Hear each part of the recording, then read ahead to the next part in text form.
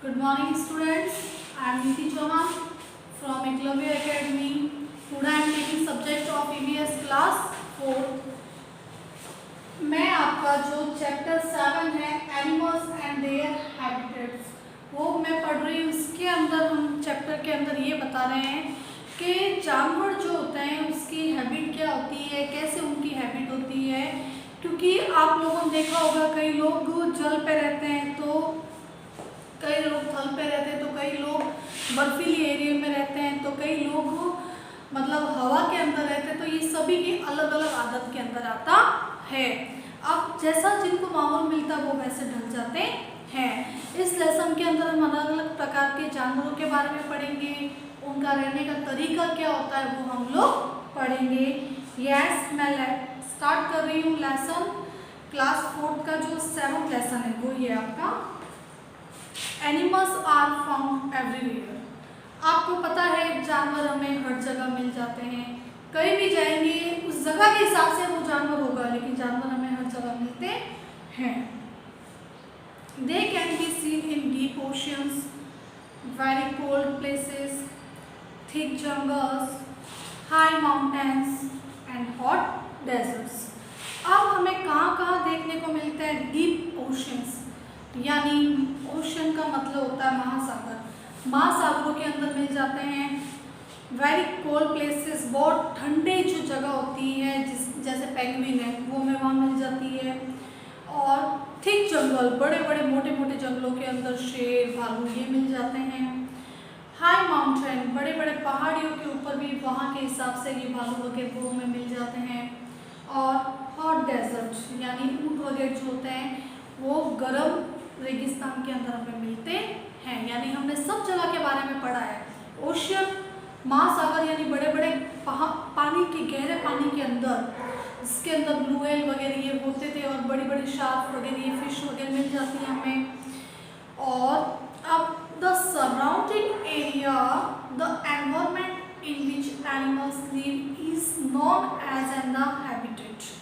अब जैसे अपने आसपास के माहौल के हिसाब से जो जानवर अपने वातावरण के हिसाब से ढलते हैं, उस जगह पे आराम से रहते हैं। अभी मैं आपको यहाँ लाके बोल दूँ शार्क यहाँ लाके छोड़ दो आंगन पे, तो वो रह जाएगी शार्क फिश, वो एंड टू एंड मर जाएगी। अगर मैं आपको बोलूँ पेंगुइन को यहाँ लिया होगा रेगिस्तान के अंदर, वो रह जाएगा पेंगुइन? नहीं रह पाएगा। अगर मैं आपको बोलूँ ऊँट को ले जाके आप लोग है ना बर्फ़ की जगह पे छोड़ दो, शिमला वगैरह में जहाँ बर्फ है, ऊँट वहाँ रह जाएगा? नहीं रह सकता। तो जानवर जो जहाँ रहता है उसके हिसाब से अपने आप को ढाल देता है और वो वही रहना पसंद करता है। Their surroundings provide the animals with food, shelter, space, water and proper weathers. अब जैसे भी कोई भी जानवर हो, वे अपने आसपास में उनको वैसा ही भोजन मिलता है जैसा उनको उस एरिया के वाइज होता है, उस एरिया के हिसाब से होता है। और उनको शेल्टर यानी रहने का स्थान भी वही वैसा ही मिलता है। स्पेस, जगह भी उसी हिसाब से। अगर कुछ लोग खुले में रहे हुए हो तो खुले में रहना पसंद करेंगे, कुछ एक साथ में रहे हुए हो तो एक साथ में ही रहना पसंद करेंगे। और पानी वगैरह उसके हिसाब से डलते हैं। अब रेगिस्तान के अंदर पानी की कमी है तो वहाँ 4-5 दिन तक पानी नहीं पीता तो भी चल जाता है। इस तरीके से जैसा जो इंसान माहौल होता है उस हिसाब से अपने आप को डाल देता है। और ये प्रॉपर वेदर यानी उसी मौसम के हिसाब से वो खुद तैयार हो जाता है। A habitat can be as big and forest और a small as a pond. अब इनके हिसाब से ये जो बड़े बड़े जंगलों में कुछ लोग रहते हैं तो कुछ छोटे मोटे पॉन्ड में यानी तालाबों में भी रहते हैं। Every animals tries to adjust itself to its surrounding. अब हर जानवर एक ही कोशिश में रहता है कि जहाँ वो रह रहा है उसके हिसाब से वो स्वयं को ढाल दे। हम कभी कभार इंसान भी तो होते हैं कि भाई जो लोग ठंडे मौसम में रहते हैं तो वो हमेशा स्वेटर वगैरह के आदी होते हैं। कुछ लोग गर्मियों के मौसम में हमेशा रहते हैं, जैसे केरला साइड वगैरह में ठंडी कम होती है तो वो लोग उसी हिसाब से डले हुए। हम राजस्थानी लोग के दोनों सीजन के हैबिट चुले, तभी तो राजस्थानी लोग कहीं भी चले जाए तो उस आदत के अंदर आराम से डल जाते हैं। अगर हम लोगों को ठंडी जगह पे भेज दे, कोल्ड ड्रिंक्स या डेजर्ट वगैरह, तो हम वहाँ पे मतलब वूलन क्लोथ पहन के वहाँ एडजस्ट हो जाएंगे। अगर हम लोगों को डेजर्ट जगह पे भेज दे जहाँ ज़्यादा गर्मी है तो वहाँ भी हम लोग एडजस्ट हो जाते हैं। तो हम राजस्थानी जो है हर चीज़ के हैबिचुअल है। वैसे ही एनिमल्स जो होते हैं जिस जगह पे रहते हैं उस जगह को अपनी आदत बना के वैसा ही अपना जीवन ढाल देते हैं और to the particular way life it is life, और वे सभी उसी जीवन को अपना लेते हैं। This adjustment is called the adaptations. इस जो समायोजन जो होता है, इस तरीके से वो अपने आप को जिस मौसम में ढालने को बोलते हैं उसको अनुकूलन के नाम से जानते हैं। किस नाम से जानते हैं? अनुकूलन, एडेप्टेशंस। अब है each habitat has its own features of conditions such as the suitable kind of weather, soil, availability of water, food, etc. The animals that stay in the particular habitats are able to cope up with the condition of the adapt themselves। अब ये क्या करते हैं, हर एक इंसान और हर एक जो होता है जैसी जो कंडीशन होती है, जिसको सूटेबल जैसा वेदर होता है, जैसी वहाँ की मिट्टी होती है, वहाँ का पानी होता है, वहाँ का भोजन जो होता है उस हिसाब से ढल जाता है। वैसे ही जानवर भी होते हैं। फिर depending upon different habitats animals can be categories into following groups.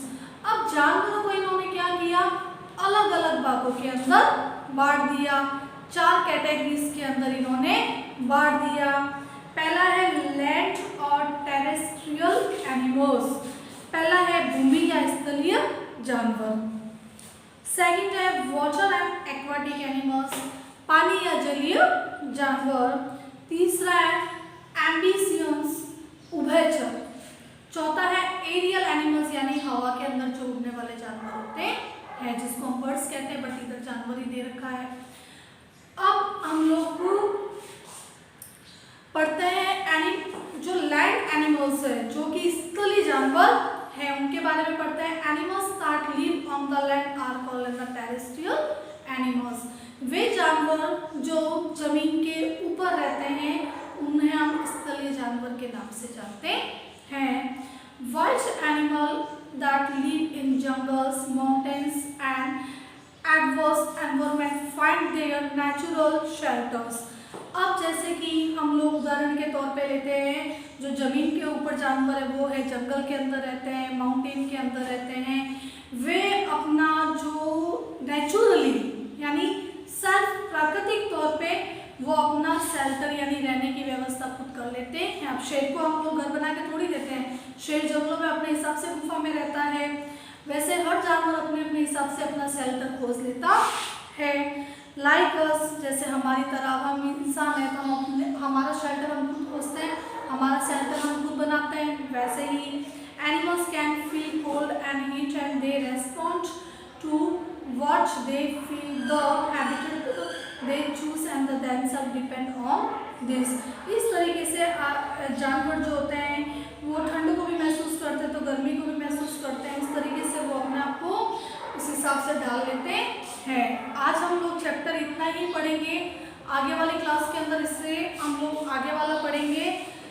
जब तक आज आपका जो होमवर्क है कि डिफिकल्ट वर्ड्स जो है आपको फिर नोटबुक के अंदर चैप्टर के नाम की एंट्री करके ये लिखना है। Thank you students.